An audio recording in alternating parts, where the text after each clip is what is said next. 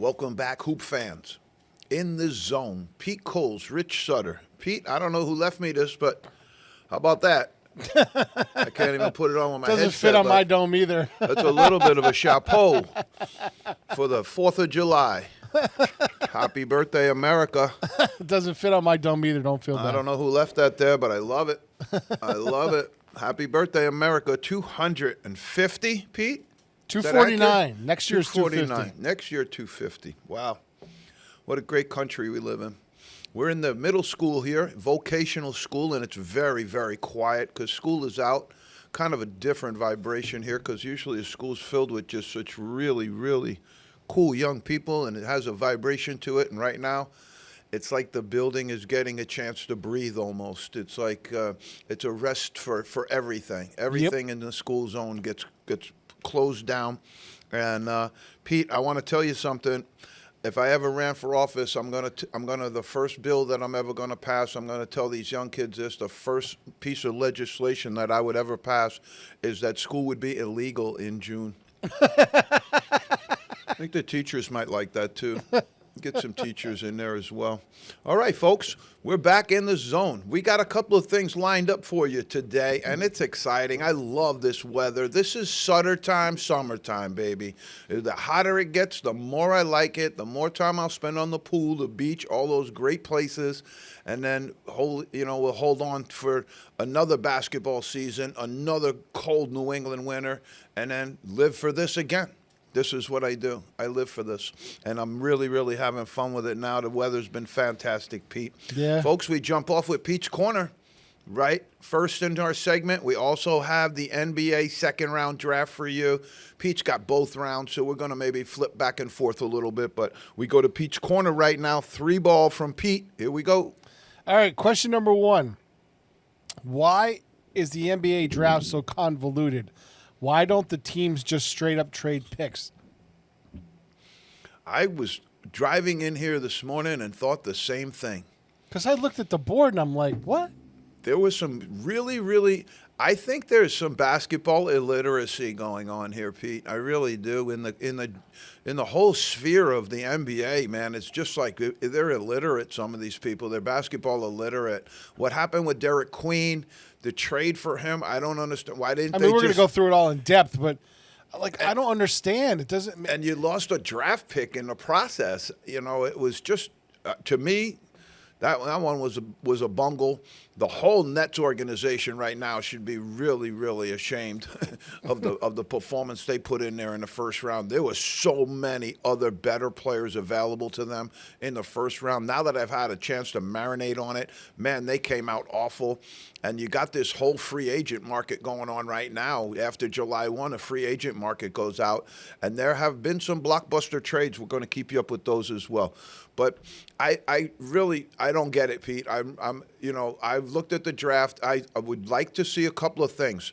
So while I'm here, and in your question, let me offer some solutions to the NBA commissioner, to the assistant commissioner.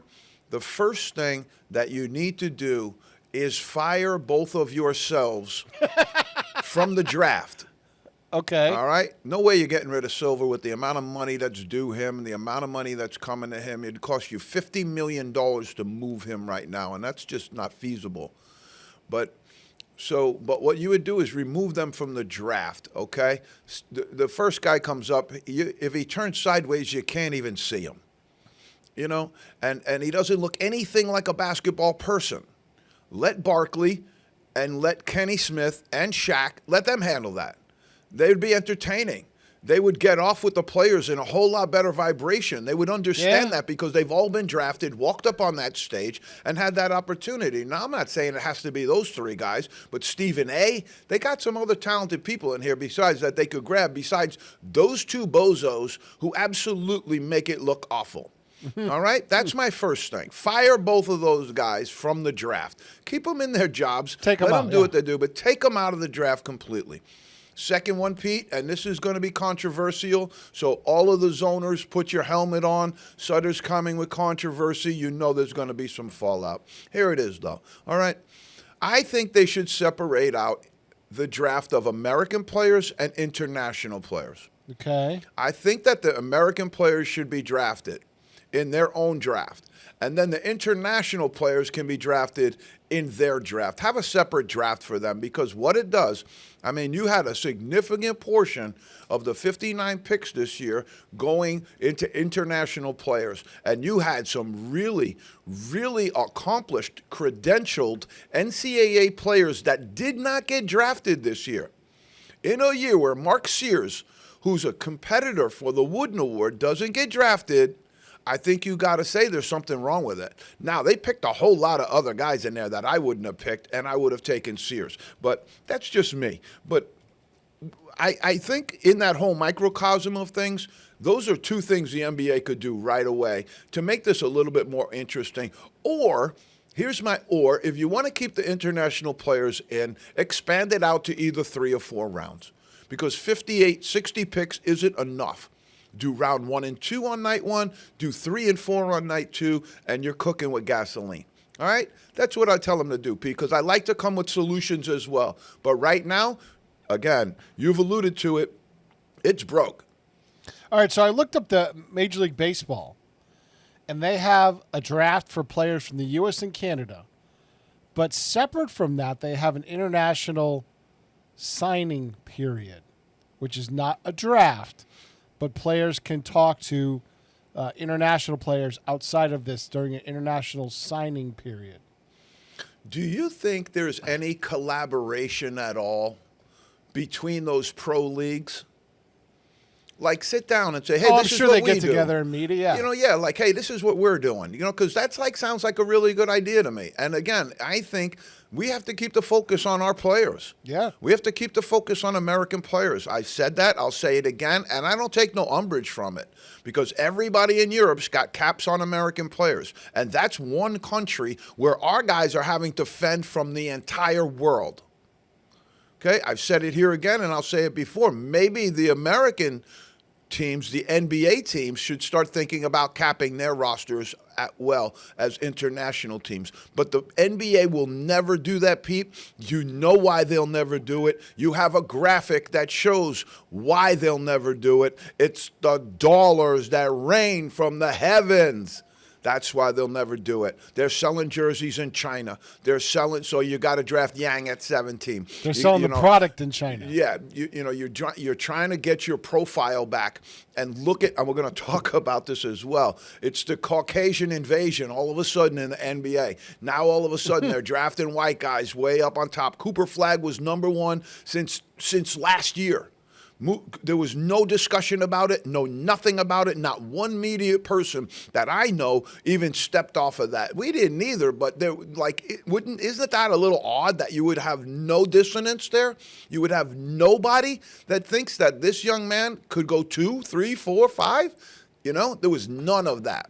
And then to put Con Knuppel up in the 4 spot, we're going to talk about the Charlotte Hornets trying to re-image themselves after getting roughed up at Christmas in the tunnel with the Xbox fiasco. They're trying to rebuild their image. And what you do is you genuflect towards Durham. If you're the Charlotte Hornets, what state are you in? You're in North Carolina. What do? You genuflect towards the Dukies in Durham to try and save your reputation. Question 2, Pete. All right, so what's going on this time of year in NCAA Division I or NCAA basketball? What do you guys do in the dog days of summer? Okay, what I do is pickleball. I just started.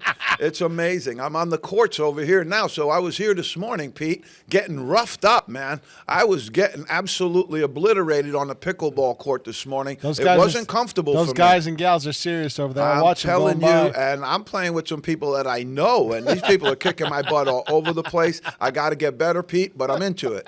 I really liked it, but so that's what I'm doing. A lot of golf, a lot of swim, a lot of chill out. We're done, and our players aren't allowed back in.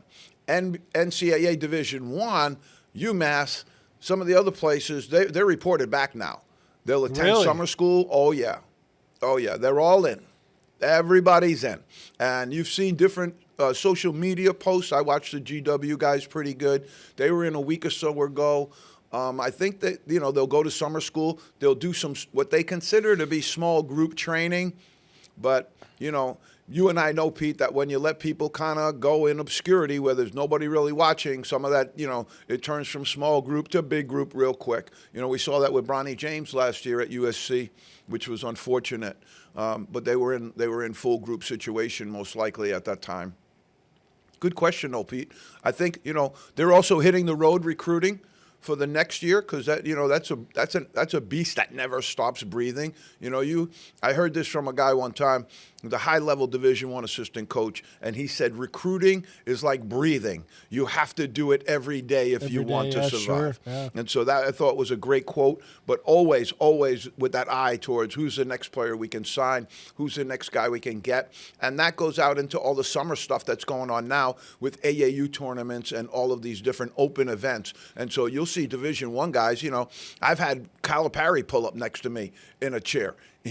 I've stood shoulder to shoulder with Coach Krzyzewski, because I knew him from back in the day, at one of the events having a conversation, Roy Williams and myself. So some of those events are really, really cool. And they used to have a few of them that were absolute. They used to have ABCD camp in New Jersey that Sonny Vaccaro ran, and every college coach in the country was there, and there used to be some of those. Now they're a little bit more everybody's doing it kind of thing, but the coaches are traveling. They're doing a lot of stuff on the road, and right now they're, as I said before, they got a new hat on.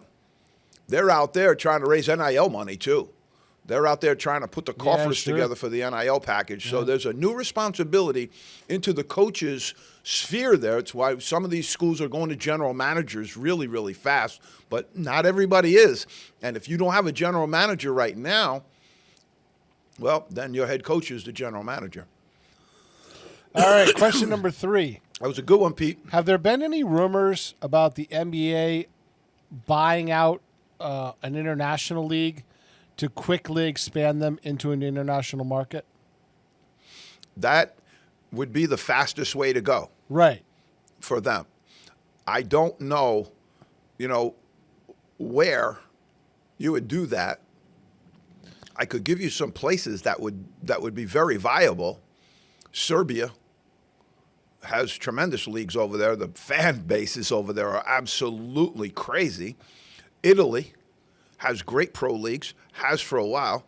You and I have talked on this show about the connection that France now has, where a lot of the French pro players are coming out. So that would seem to me maybe to be the most logical place, but that's a stroke of genius, Pete, because the NBA is trying to start their stuff all over the place. And they're going to have NBA Africa, which is that's a massive undertaking, in terms of, I would imagine, in terms of arenas, infrastructure, airports, accessibility, hotels, everything, is going to be a little different there. And so if you started that, what you're saying is, and what they're thinking and their inclination is, they want to expand. They're always looking to globalize a little bit. And so if they did that, the best way to do it is to go into an established place that has established leagues and just go in and buy it. Go in and take it over. Instead of an East-West situation like they have, here in America, you'd have more like the NBA has, where, they have the different divisions, and the divisions would be encompassed of a conference type of thing. So you'd have the Serbian division, you'd have the Eastern United States division, the Western United States division. I love when you and I are on the same drum beat, whether we know it or not. They would all come into a tournament, playoff organization where the playoffs would definitely expand because you're having more teams play. But now you're not traveling as much because you're playing mostly within your division, and you play some cross-division games, where you can travel overseas for, like other groups do, for an extended period, and you do your, like your Western swing or your Eastern European swing or something like that. No doubt. I mean, and so you and I have talked a little bit on the show about what the NIL is doing for keeping young men in college. And that's having impact on the NBA, some of it deliberate, some of it now not, because the first round would have been a whole lot better if some of those guys were in it. But now they can go home and get that kind of money. But does what you're alluding to put us in a situation where we might be able to protect our American players by pumping up their leagues over there and making it viable for them to stay there? play in an NBA affiliate, but also as a way of keeping our guys protected, which I think, you're hitting on something, Pete, there. And I the think World it's a good one. Championship would actually be a World Championship. You could really expand that. You'd be like having the Olympics every single year, and you'd be able to different tie in with different places, Russia, Italy. Because I'll tell you, two of my guys that I've coached went out after basketball was over, got their degrees, and they started something called Playing for Peace. And what they wanted to do was bring basketball people from around the United States as ambassadors to other places. And one of the places they went into was Gaza. One of the places they went into was Israel and Gaza. And they wanted to go there where you would have Jewish players playing against Arab players and using basketball as the vehicle to bring people together, to have a commonality, to have something that could be agreed upon.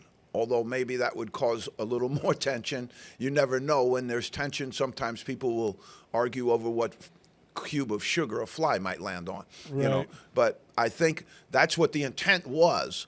The Tui boys down in Colgate, it was a great idea. And they went other places, and they had other, brought some really good teams with them, really good players with them, and did a great job with it, really, of just getting that message out there. And so if we're looking to kind of tie up the world in something that we could all maybe agree on, basketball might be the way. Soccer's huge over there, but basketball, is huge here. And so if we're going to influence, the world a little bit, let's do it with, nice little round orange basketballs and cheering crowds and, sportsmanship and all those good things that go into it. But what I would say on that note, Pete, and then we'll close and we'll jump right into the draft as well. What I will say on that is clean up your own house before you start going all of those other places to get other people.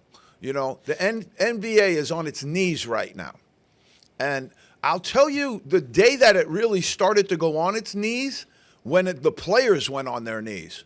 Way back when we had kneeling during the national anthem, and it was a cause of great disruption in this country. And as Michael Jordan said, Republicans buy sneakers too.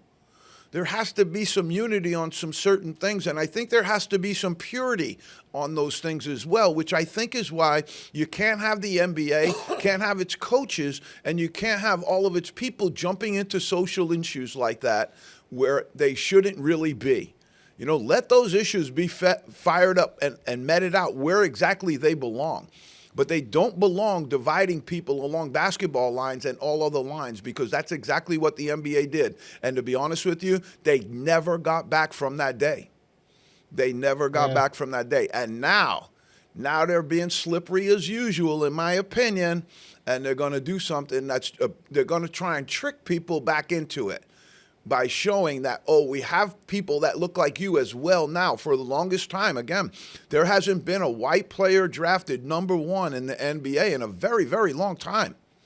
And so these are difficult conversations to have. But if the NBA wants to really have any rectification of where they are right now, they're going to have to engage in some of those conversations about how they stepped out of their lane significantly, continue, in my opinion, to step out of their lane. Some of their coaches are way out of their lane, and they need to leave it exactly where it is. Somebody said it was, do this and dribble. I don't think it's like that, and I don't think they should not have opinion on things.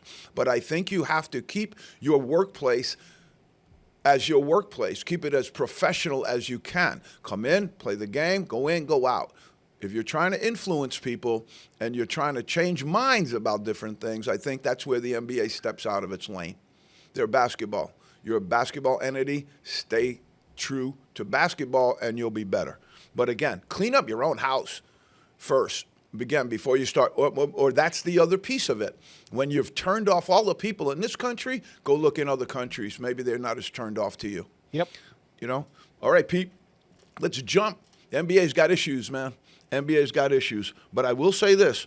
I liked round 2 better than I liked round 1. All right, let's get to it. We got the Timberwolves at 31 with Rasheer Fleming. All right. I don't know if they whisper in Jay Billis's ear about who's next or who whatever comes or all that other stuff. I don't know. But when he says the best available on the board, that guy usually gets drafted. So the Timberwolves, Rasheer Fleming, I was in agreement with Billis on this one. I thought Fleming was a first-round pick. Again, go back historically, not a ton of A-10 guys getting that shot. But back when I was playing at Bonaventure, we had some guys there's some guys in that league that were NBA worthy. But, again, not a lot of A-10 guys over the time have stuck. So Rasheer Fleming there, I'm going to give that a B-plus grade, Pete. I like it. I think the Timberwolves did themselves something nice there, but guess what? Yeah, but they traded him to the Suns right after that. Right. If I had a split grade, I would say, okay, you give you a B for the draft, but I'm giving you a D on the way out the door because you traded the kid. My question is, did they ever intend to draft? That's why I asked. No. Did they ever intend to draft him? No, that's well designed. Straight. No, that's designed, pre-designed. Yeah. They called him on the phone and said, we got something for you. You take them, and we'll take them off your hands. 100%. But what I'm saying is, why didn't you just trade? 100%. Why didn't you just trade for the pick? And what did you get? Can they not do that? And what did you get? The Celtics did the same thing. The Celtics did the same thing here, and so we're going to follow through. I'm going to show you right here. Now, Noah Penda, they bring him in. I give the grade a D because there's a lot of guys the Celtics could have taken right here, including Ryan Kalkbrenner. I thought would have been a good fit for them.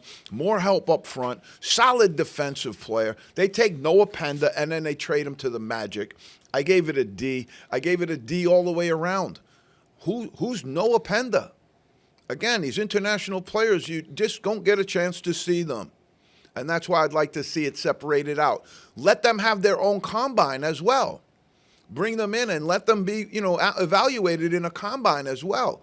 But right now, you're just eating up spots on these American guys, and I don't go for it. Trade it to the Magic. I give it a D, Pete. Hornets, here you go. What do you do when you're in trouble in Charlotte after the Christmas fiasco? Their team stinks. They don't have any good talent on it right now. What do? You genuflect to Durham and you grab as many dookies as you can because you think that's going to pump up your attendance even when you're in last place. Zion James, they took him at 33, Pete. I didn't even have him drafted. Now this is the fifth Duke guy getting drafted. I'm over-duked right now, Pete. I gave it a D. The Hornets then, thankfully, grabbed their senses and took Kalkbrenner at 34. I give it a B+. I like Kalkbrenner. He's going to be a solid pro. Hopefully get a little stronger, a little more physical up front. But he's 7 foot, legit. He has some length to him. Blocks shots, plays great defense. 4-time Defensive Player of the Year in the Big East. Okay, so I thought he was a first rounder personally as well too. I would have seen, I liked Kalkbrenner in the 20 to 25 range personally. I think the Hornets finally woke up and got a steal here. But again, guess what? Ryan Kalkbrenner is white. So is Con Knuppel. So is Pat Connaughton. So is all of the guys that they just brought in. I got a list of them too. But again, how phony can you be out in Charlotte? The 76ers at 35 took Janai Broom. I like this pick. This is a Trace Jackson Davis pick. All right? I get it. He didn't perform well like Derek Queen at the Combine in his metrics, his vertical jump, his movements, all that stuff. But if you watched him play this year, he's a dominant player. He's 6'9", 6'10". He runs real well, catches the ball real well. He'll dunk it on you. His shooting ability is not as bad as everybody thinks. And I gave it a B. That's a solid pick right there for the 76ers. The 76ers are trying to build back.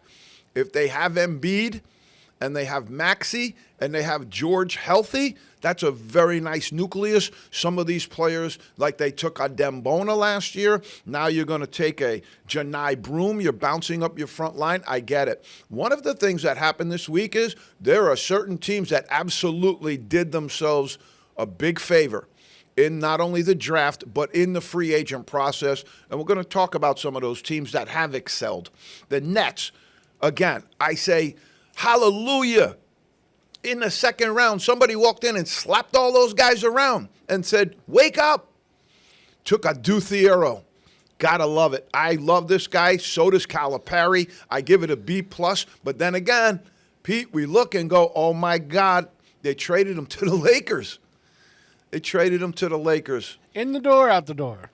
And the Nets, with all the guards they took, with all the people that they took in the first round, you would think, like, let's get a little bigger. Danny Wolf is going to help the Nets, I think. But, let's get a little bigger. Let's get a little bit more physical. Let's go. But Adu Thiero, I thought that would have helped the Nets immensely. He goes to the Lakers. I still like it, B+. And the Lakers have done themselves well because the Lakers picked up DeAndre Ayton as a free agent, which really fills a void that they needed as a center when they lost Anthony Davis. And I think Ayton and Davis are real similar. They're real athletic. They move up the floor well. I love DeAndre Ayton. I like what the Lakers are doing here. And let's just make notice also, the Lakers were sold just recently. I want to say $10 billion. Wow. $10 billion. The Lakers were just sold. The Buss family finally sold it. Jeannie Buss will stay on as a consultant, a manager, somebody who's running the whole thing. But, again, they took it and they brought it in. And the guy came in and he's breathing fire, man. He says, I want ballers out here. I want guys who are going to play, guys who are going to suit up, and guys who are going to be ready to go. So, Thiero to the Lakers, I love it. DeAndre Ayton to the Lakers, I love it. You put that with Luka, LeBron. They still have some issues at point guard there, but I think they could maybe get that straight. The Pistons at 37. I'm loving what the Pistons are doing until right now. I loved what they're doing with their young team. They're going. They're getting it done. They made a couple of nice shifty moves here, and then they draft Chaz Lanier. I gave it a C-. It's probably a D, Pete, but I felt bad. Chaz Lanier from Tennessee, great shooter. I just didn't have him getting drafted. I thought they could have grabbed him up as a free agent. And a guy who played in the same league, you didn't take Mark Sears, and you're looking at Lanier. That's what I don't get, man. This guy Sears can play. This guy Sears can ball. And if you're telling me he's only 5'9", 5'10", 5'11", there's other guys in the NBA who have really excelled. I'll tell you, one guy that excelled under 6 foot was a guy by the name of Nate Tiny Archibald, who led the league in scoring and assists under 6 foot. So I think it's, one of those things the NBA gets into. That guy, Sears can really ball, man. I like that guy. 38, the Spurs take Cam Jones. I like it. Did they also trade him, Pete? Cam Jones, yep, traded to the Pacers. Yep, there it is. Cam Jones. So I gave it a BD. I love the pick. Cam Jones is legit. Big East stud. Played for years in the Big East. Played with some really, really good players. Had some time. Tyler Kolek, and Iso Algodaro. They had some really good players on the team. This year he had to step up and shine a little bit and do it himself, and he was, very, very impressive. I don't know how he didn't get picked in the first round, but I go BD because, you traded him. Why are the Spurs taking Cam Jones when you have Castle and you just drafted Dylan Harper? Why didn't you go with a big here? Why didn't you get a muscle man to back up Wembanyama? I just didn't get the pick here. I gave it a D on the way out. I like Cam Jones. I think that if it was a different team than the Spurs drafting him, I think it's a great pick.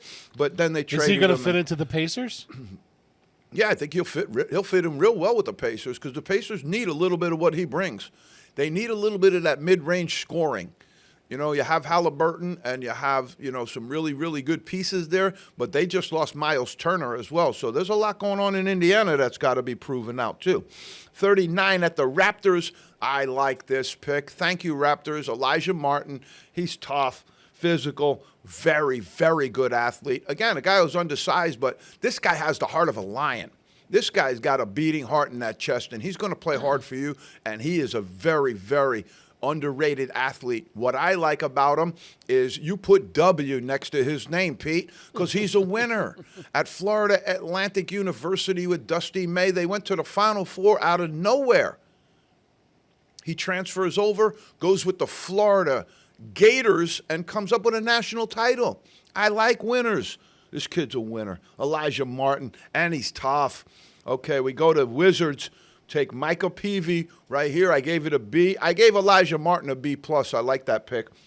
The Wizards, Micah Peavy, A B here. I like this pick. He went to Georgetown, so if he doesn't make the team, he only has to walk home. It's not that bad. And so, but also Peavy is one of those guys that fits in good in the NBA, I think. You know, he's one of those guys. But again, you're taking Peavy, you're taking all these guys from the Big East, but you didn't take Eric Dixon? Lakers picked up Eric Dixon too, Pete. I like what the Lakers are doing right now. The Wizards this new didn't keep management him. out there is smoking. Wizards didn't keep him. They traded him to the Pelicans. I know. You know, so he comes in and then goes right out the door again. But again, I was hoping they would keep him, but I think he'll make the team, especially the Pelicans. I think he'll be solid there. The Warriors, Kobe Brea. I gave this one, you know, a C-.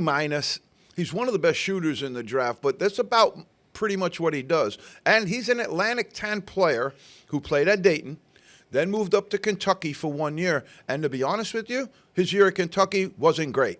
It was okay. It wasn't great. And so I wouldn't have picked him. Not here. Not at 41. I didn't have him being drafted. And so I gave it a C-. I would probably give it a D in reality because I don't like the pick, especially at 42 here, Pete. The Kings, this is a guy I'm really, really high on. This is a second-round Grand Theft Auto. Wait a minute. How do you This feel is a about Kobe steal. Brea being traded to the Suns? Yeah, Like, I mean, he's back I out don't- the door, too. The Suns are picking up, you know, I don't know what the Suns are doing out there. You know what I mean? They're Like- picking up some guys here that are, you know, I get it, but I don't know. They lost Durant. It's easily over a third of the draft were pick and trade. Why bother? And that's always happens usually, but Pete, some of them make no sense. Yeah. You know, some of them don't make any sense at all. And this thing of giving up draft picks, like who would accept the draft pick in 2030? Who would accept a draft pick from 2032? That's 7 years out. Who would accept a draft pick in 2033? I have a few congressmen that would take that pick. Holy smokes.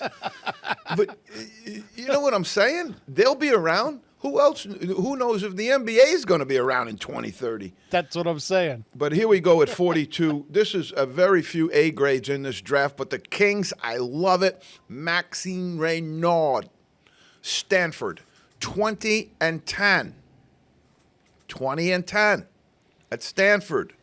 4-year solid player. He's 7 foot, Pete. He shoots the 3 ball. It's going to take a little time to get him ready, but no way does this guy should slip to 42. I gave it an A. The Kings should be applauded. Now, the bad part for our buddy Max is you're going to Sacramento, big guy, and you're going to be playing in obscurity. You're going to win maybe 20 games. That's also like a local But Pete, player, too. I'll give you one I heard from somebody, and this guy used to work in the NBA. And I was saying, you know, we were joking. We're on a golf course, and we were joking. And I go, yeah, the Dallas Mavericks had a 1% chance wind up getting Cooper Flag. And he goes, you want to know why the NBA did that? He said, because all those other teams were tanking. All of those other teams were tanking all year so that they would get Flag. And the NBA doesn't want teams tanking. I was like, wow, interesting. Doesn't make it any better that they fixed it, though. All right, we're rolling, Pete. Kobe Brea, C-. Maxime Reynaud, A. Sacramento Kings on top of their game there. The Wizards, this is a pretty good pick here. Jameer Watkins, you're at 43. I had him late first round. He had a great combine. He had a terrific combine, and he's one of these guys that lives in the passing lanes. So in the NBA, it's going to be effective because there's a lot of sloppy passing in the NBA, and there's a lot of guys that will just lay off their man and not get into that passing lane and get the steal. Jameer Watkins right there, I gave it a B. You know, I think it was pretty solid. The Thunder, Brooks Barnheiser. We had to go look for this guy. I know he's at Northwestern, but, man, we had to go look for him. He was on nobody, and I mean nobody's draft board. And so the Thunder here, I think it's a pretty good pick. I gave it a C+. I think it's a pretty good pick, but obviously the Thunder don't need much. The Thunder are bringing everybody back, folks. The Thunder are having a chance right now that, well, the Celtics did have that chance. And the Nuggets kind of got roughed up a little bit with some people going in and out. But I think they got a chance here with everybody returning to be in the best position to repeat that a team has been in for a while. Also, and I say that because of their youthful exuberance and their business-like approach to the whole thing. They're pretty good, I like. Brooks Barnheiser, I gave it a C+. you know, there were other guys available to them, but again, they don't need the guy. They can stock him away. They can put him on a two-way. They can do a lot of things with him. The NBA is ruling the roost right now. The Bulls took Rocco Zakarski. He's a center, big man, and then turned around and traded the big fella right to the Wolves. Now, Pete, I'm going to ask you a question, all right? If you think this guy's any good, if you think this guy's worthwhile, are you trading him to somebody you got to play against? Wouldn't you hold on to him? So every time one of these guys is drafted and traded, the team that drafts him and trade him says, I don't think he's any good. He ain't going to hurt us. Why would we keep him? We got this, that, and the other thing. I don't get it. Some of it's positional. Some of it's fit. But some of it's illiterate. Some of it's absolutely basketball illiterate. And the Nets, they're mass communication 179 right now. They're not even on 180. Okay, Magic. This is a great pick. And again, give Brad Stevens credit for this. I don't know what the Magic are doing. I like Amari Williams. I like him here at 46. It's a steal. It's Grand Theft Auto, Pete. And they give it a B, but then they traded him to the Celtics. Celtics getting help up front. This kid's long, lean, can run, block shots. Played at Kentucky this year, had a very solid year. He's never going to light up your scoreboard, but if you're the Celtics and you're looking for what you need, that's not bad. But the Celtics right now, my God, they won't have Tatum next year. They won't have Porzingis next year. They won't have Jrue Holiday next year. My goodness, what Boston team is going to look like unless they got Giannis. Unless they got Giannis's, thoughts about Giannis, who I don't think is going to be happy that the Bucks just waived Dame Lillard. The Bucks had no choice there, by the way. Giannis, I'm going to tell you straight up, man to man, the Bucks did not have a choice there. I understand you're upset by the way he was handled, but they didn't have a choice. And coming back around, you'll see, Portland owns the Bucks picks for the next 3 years, first round picks for the next 3 years because of that trade. And I think it's going to come back to be something that bites them. The Bucks, here we go with the international. They took Bogoljub Markovic. It's a B- for me because I've seen a little bit of this guy. I think he's okay. Serbian player. I think he's going to be all right.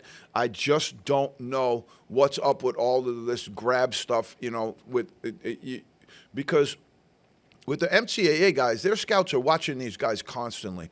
I'm sure they dispatch some guys to Europe, but there's absolutely no way unless you're watching these games on film, and that's a little difficult to evaluate that way, folks. I got news for you. You got to get in there. You got to get in there and be live. You got to go in there and see them play live, And so right here, all the international stuff, you're going to see a flood of it come here in the back end of the round.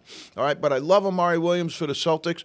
Pretty good. Bogoljub Markovic, not bad. The Grizzlies took Javon Small, one of the best guards left on the board. I wouldn't have taken him over Sears, but I'm going to give the grade a B- because I think he's got some really good offensive output.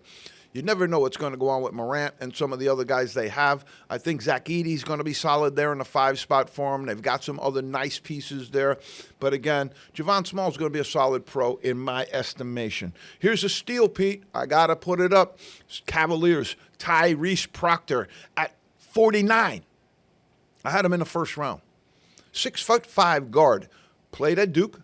Really good. I'm surprised the Hornets didn't draft this guy over Zion James. I would have taken him long time over Zion James. No question about it. He's a 6'5" point guard that'll dunk it on your head. He'll shoot the ball from the outside very, very well. And if you look at everybody's, I know, caught up in the Cooper flag and, euphoria, I get that. But if you watch Duke's team play over the last semester in February, their best player was Tyrese Proctor, and it wasn't even close. Knicks, Kobe Sanders, I gave it a C+. Guess what, Pete? Kobe's on his way to the Clippers. They traded him. They got rid of him. The Knicks, I don't know if they could have used Sanders. I like some of the guys they got up front. So maybe that's not bad. But then the Clippers, this is one of these illiterate ones, Pete. I just don't get it. The Clippers draft Mohamed Diawara and trade him to the Knicks. So why didn't the Knicks take Mohamed Diawara at 50 and leave Kobe Sanders to the Clippers at 51? I don't get it. I don't get it. I have no clue. I wish I did. The Suns here, international, Alex Chewy, B-. They're really desperate to try and replace Durant. They lost Durant. Houston Rockets have the Rockets going up, Pete. Holy smokes. Adding Durant to that team, pretty good move. Pretty good move. John Tanji to the Jazz. I gave it a B+. This kid can play. He hits big shots. He's like Walter Clayton. He's going to make big shots for you. He's going to hit shots. He's also big, rangy, and can last in the NBA. But again, a guy who can shoot the ball like this with his game, I think you got to look at him, and I don't know how he lasted as long as this. All right, Pete, here's where it's going to get really ugly, okay? This is going to be looking like my college GPA right here. All right. Okay? I tell everybody that in college, I had a 4.0 because I got a 1.0 4 straight times. It added up to 4.0. But, Pete, that's where we're going here. Illiteracyville. Pacers take Tylon Peter from Belmont. I gave it a D+. They thought they did pretty good with Ben Shepherd out of Belmont. Maybe they had some connection there. They told him, oh, this guy's fantastic. This guy's great. You can't lose Miles Turner and not draft a big here. Umar Ballo is available. Cliff Amoria is available. You can't do it. You go for Tylon Peter, D+, Pete. Lakers took Lachlan Olbrich, then traded him to the Bulls. Okay? They must not feel pretty good about that pick. I gave it a C-. You know, again, we're way down into the GPA here, but there are guys available that the Lakers right now with their front line aren't looking at Ballo, aren't looking at Morier, aren't looking at Vlad Golden right now. That's insanity. Okay? Let's go to the Grizzlies. Will Richard, B- I gave it. Will Richard is one of the guys who was on Florida's championship team this year. Hit big shots. He's rangy. 6'6", got some skill. Can really shoot the basketball. I think he might be able to hang on a roster and not bad. I gave it a B-. Again, the Magic, Max Shulga, traded him. Where did they trade him, Pete? To the Celtics. I didn't like this pickup for the Celtics at all. I'm not a fan that Shulga. I saw him in the combine. If you want to bring him into camp, no question about it. But drafting Max Shulga over Mark Sears is absolutely crazy to me. And again, the Celtics taking another white guy just to build up the stands, in my opinion. The D, I gave it a D. On the Magic, I give it a D because there was somebody available to you here that could have fit in with the Wagner boys and with Banchero. You didn't take the opportunity. You wound up with a D. The Cavaliers take Salu Nayang. Who? Who? Never heard of him. Salu? International player. Going to give him a D. We're going to sound like the Westfield State Owls here. Who? Okay, they go with Jamal Mashak from the Cavaliers. I give it an F because I don't know who Jamal Mashak was till I had to look him up. And I think that when you're talking about some of these other guys, you know, that we're going to talk about it right now, some of these other guys that are sitting, and we call it backdrafted, Pete, they got absolutely hung out to dry here, in my opinion. I'm going to give you some names here right now. These are guys that did not get drafted. Excuse me. It's hot today. I'm going to go a ginger ale shot and then go.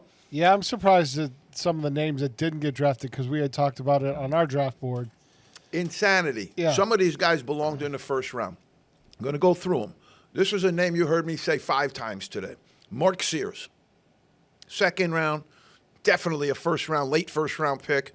He's a great shooter. Got great game. He'll be a good point guard in the NBA, and he fits in the NBA model because everybody in the NBA is looking for 3-ballers.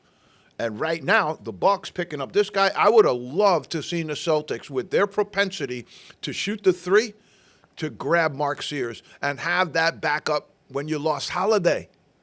I don't get it. I know they brought in Anthony Simons, but I just, there's a lot there that I don't get. Ryan Nembhard. There's Nembhards all over the NBA. Okay, his brother just put on a show for the Pacers, had a great series, really, really good series for the Pacers against the Thunder. Again, Nembhard, solid, makes plays, going to do some great stuff. Is he physically, athletically going to go and, be an Adu Thiero? No, but this guy's an IQ guy. This guy's not playing on athleticism. This guy's playing on the fact that he's smart, intelligent, and plays really, really hard. All right? I like that. The Mavericks picked him up. All right, so what happens is they don't draft them, but then they invite them into camp. And then what will happen is, again, July 10th starts, and I'll be focused in on this like a laser. July 10th starts the Summer League. And so we're going to have some great competition there. We'll see how long they leave Flagg there. We'll see how long they leave Harper and Bailey and some of the other guys there. But it's going to be exciting this year to watch all of that come together, I think. Okay, Eric Dixon, picked up by the Lakers. I'm going to say this into the microphone as clearly as I can for all of my NBA illiterate people.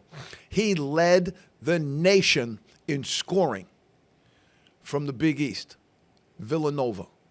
He's got game. I'd like to see him condition a little better and really, really work to get himself there. But if you're an NBA franchise, you got strength and conditioning guys hanging out all over the place. You got guys that can work this guy out and get him ready. I did not get it. But again, the Lakers, I'm loving what this new Lakers management is doing. They came out shooting with a howitzer. I love that pickup for the Lakers. Okay, you got John Poulikitis out of Yale, teammate of Danny Wolf's. I thought, imagine those two guys at Yale. I thought late, I think I put Degenhardt in there from Boise State instead of Poulikitis. But I thought any one of those guys, if you're looking for some guys at the end of your bench who are going to be real solid guys, Poulikitis would be great for you. Here's Vlad Golden. Now, this is what the Heat did, and I get it. I don't get it, but maybe they really need it, but I don't know. They picked up Oumar Ballo, who I've talked about. Again, I get it. He's got to get better. He's got to get more physical. Got to look like he likes playing a little bit once in a while. But he's 7 foot, big body, big frame, fits right into the NBA game right away. And they took Vlad Golden as well. So the Heat picked up Vlad Golden and Oumar Ballo. To me, they're both 7 foot guys. I don't know that you needed them both. You could have maybe picked up somebody else, but they wound up getting both of them. Do they keep both of them? Do they go two-way? I don't know. But I think both of those guys are NBA contract players for sure. All right. Hunter Salas, not big on him. 76ers. 76ers also picked up this international guy that I had a chance to watch in the combine, and he's all right. Izan Almanza. Okay, not bad. He's big. He'll help them up front a little bit. Grant Nelson to the Nets. TJ Bamba to the Nets. Now, I'm going to say this to you, and you're going to think I'm crazy, but the Brooklyn Nets did better in picking up guys who were undrafted than some of the guys they drafted in the first round. I'm going to lay it out there. And now time will tell, okay? And one of the reasons I love this show is my reputation is on the line every single day I come out here. Every single day I come out here behind this microphone, my basketball reputation, knowledge, and expertise is on the line. Okay, the Nets effed up. And now they come back with these two guys. Grant Nelson's terrific. Should have been drafted in the first round. Late first, early second, no questions. Did they think they'd get him cheaper, though, if they waited to do a free agent? I can't believe nobody picked him. That's because true. that's the thing. If you say, okay, we're going to wait and we'll take them in free agency, you don't think that somebody with the dredges that got picked up down here in the last end of that half, this guy played at Alabama. Grant Nelson is 6'10". He can play basketball. He can handle it. He can shoot. He's going to stretch the floor for you in that NBA B model. I don't get it, man. But, yeah, they got him. The Nets got him. And TJ Bamba. I love TJ Bamba. 6'5". He's got game. He's got bounce. He's got hop. Love it. I love it. Caleb Love and Sean Padula to the Trailblazers. I love it. One of those two guys will make the team. The other guy won't, most likely. And that's two gunslingers going in there. Whoever shoots it the best is going to survive, I think. But again, I think Padula's an NBA player. He really dominated. I think certainly Caleb Love should have been drafted in the second round. We had him in the second round. I think Caleb Love should have been drafted in the second round. North Shore Armir going to the Cavaliers. It's a good pickup for the Cavs. I like that. I don't know how. This guy averages a double-double at Baylor in one of the biggest conferences in America. Played at Miami prior to that, and you don't think this guy's draftable?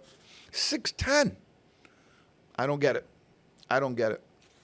All right, Pete, we got more. Tamar Bates went to the Nuggets. Bryce Williams and Dawson Garcia, I had them both in the second round. I think I had Dawson Garcia in the first round. picked up by the Pistons. Very nice pickup, fellas. I'm glad you're paying attention out there in Detroit. L.J. Cryer goes to the Warriors. Warriors have been moving, Pete. The Warriors have been shaking it up in the offseason. Cam Matthews to the Rockets. I like Cam Matthews. I just didn't see him bust out at Mississippi State.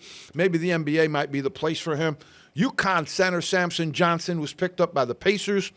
Stephen Ashworth of Creighton, a T.J. McCollum and a Celtic kind of guy picked up by the Pacers. He'll be T.J. McCollum's understudy. Jamal Telford out of Butler, Clippers picked him up. Here's the 3-pack for you, Pete. Okay. Julian Reese, I liked him being drafted in the second round. R.J. Davis and Eric Dixon, all picked up by the Lakers. I think R.J. Davis is going to have a tough shot, but I think those other two guys might make it. Hunter Dickinson, not drafted, Pete. Not drafted. That's cuckoo crazy. Pelicans picked him up. Two other guys that could have been drafted, I think. Zach Fremantle out of Xavier. We had him in the second round. You're going to be sorry you didn't pick him up. John L. Davis from FAU and also over to Michigan. He's been picked up by the Magic. Here's a big that I like. Dylan Cardwell to the Kings. The Kings picked up Max Renard, and I like Dylan Cardwell. I think he'll be all right. I think he was on that Auburn team and got a little bit obscured, but I think he's going to be fine. Here's a couple of guys that I really, really like, and I think, I don't know. I had Degenhardt getting drafted. Cliff Amourier certainly, should have been given consideration. And Chucky Hepburn, he's solid out of Louisville. The Raptors picked up all three of them, and I like that for the Raptors. Here's some guys that gambled and might have got beat up in the process. R.J. Lewis did not get drafted. That was rough. Going to the Jazz, picked up by the Jazz. But, again, the amount of money he would have got in NIL money had he returned to college would have been staggering. The amount of money he's going to have right now is not going to be quite that. Stephen Kroll out of Wisconsin, the Jazz picked him up. Not bad, but I like this. Jawan Roberts from Houston. Love that pickup for the Jazz as well. Here's two guys, Keshawn Gilbert and Kadari Richmond. Keshawn Gilbert out of Iowa State, solid guard. I don't know that he's going to make their team, but Kadari Richmond, I think, does make it. I think he does make it. All right, Pete, we got a couple of minutes left. We're going to go through some of this craziness that's been happening on the free agent and the trade side, okay? Knicks have been doing a little bit of this, a little bit of that, but the Knicks had the lowest bench put out in all of the NBA last year. Their bench scoring was 21 points a game. They fired Thibodeau. Just recently hired Mike Brown after utilizing Lewis and Clark, Pocahontas, and Hiawatha to complete their search. Okay, that thing lasted forever. They were talking to Dawn Staley. They were talking to just about everybody under the sun. I don't get it. Mike Brown, I think you could have left Thibodeau in place. Maybe Brown will get a better reception in the locker room. I don't know. But the Celtics pick up Anthony Simons and Georges Niang as well. The Simons thing is going to alleviate the Holiday thing, but Niang ain't going to make up for Porzingis, I don't believe. And when I said the Warriors were cooking, they picked up Al Horford, Pete. So the Celtics are getting gutted here. Celtics are absolutely getting gutted. Might have to do with the new management wanting to keep that salary tax down, luxury tax down. We pretty much said that they were going to have to clean house. They had to. They had to. The only way, and I'm surprised Stevens has survived this with the new management, because the only way that team was built for success was on a national title run. And you can't do that every year. You got to kind of think about it a different way. Here's what the Bucks did, and I said this is why they had to do it. They waived Dame Lillard, who blew out his Achilles, will not play next year. Lillard is an older player. They're forced to eat $23 million in cap dollars as a result of it. And then picked up Miles Turner. So basically in Miles Turner, they've wrapped up $50 million. Because they waived Dame Lillard. They get some of that off there, but they angered the guy they're trying to sign, Giannis, in the way that they did it. I think if somebody sat down with Giannis and went through the whole machinations of why they had to do it, I think they'd understand it. But they took Miles Turner as a free agent. That's a huge pickup for the Bucks. Huge. The Pistons have signed Duncan Robinson, and they gave up Simone Fontecchio to the Heat. Okay, Duncan Robinson is a player from Williams College locally here, Division III, moved his way up to Michigan with John Beilein, now has been in the NBA for many, many years. He's solid. He's a very, very good pro, and I think that was a decent pickup for the Pistons. given their current roster. They could use a little bit of that veteran leadership, some good voices in the locker room, some people that aren't going to be, as maybe crazy to deal with on different occasions. All right? The Pistons. All right, Pete, we got a problem now. And I'm going to close with this. All right? Malik Beasley of the Pistons has now grabbed a federal investigation for gambling allegations from 23-24 season with the Bucks. And this is not going to be good. And I told you that the last time they hit that Porter guy as hard as they did, because A, they wanted to send a message, but B, they wanted to look like they were actually doing something about it, when I would guarantee you that this is not limited to these two players. The gambling that's going on in the NBA right now, players are – this is Pete Rose, Pete. It's about to hit the This fan. is Pete Rose, man. These guys are gambling – except Rose never gambled on his own games. These guys are gambling on their own games, impacting the outcome of the game. Yeah. And I get sometimes it's on a prop bet. I won't get 4 rebounds. I won't make 3 3-pointers. I will get 6 steals. I get that. But, man, they're in a bad spot. They're in a very, very bad spot with this. And when they get in a bad spot, what do, Pete? Somebody's taking a season off. They look like a boxer in the corner because they're covering up. They're going to cover up. So whatever this has to be, this thing's going to be real interesting with Beasley, because the first guy they got, Porter, he went out quick. They tried to, hush, hush. But if this thing keeps happening, and now you might not have as favorable of a DOJ as the one you used to have, boy, this could get ugly really, really quick. Really, really quick. Okay? Giannis, I don't know, Pete. I don't know. I don't think he's going to stay in Milwaukee. After all that transpired, all that went down, the Bucks picked up Miles Turner, but that's not going to, that doesn't make them a contender. Doesn't get him over the hump. And Giannis wants to spend his last years, and this is something that you and I talked about, is this creation of super teams. Do they put him in New York now? They put him in Chicago. They put him in one of those major arenas. Do they send him to Boston because Boston doesn't have Jason Tatum next year? Do they send Giannis over there? Ooh. Although I don't know what the Celtics have to offer right now. Folks, that's the fastest hour in basketball. We're hot. We're in the summer. We'll keep it rolling. We'll have some summer league stuff to update. We'll keep it rolling, and we're going to keep it hot throughout the summer. Folks, you, me, Pete, we're in the zone, baby. We're in the zone.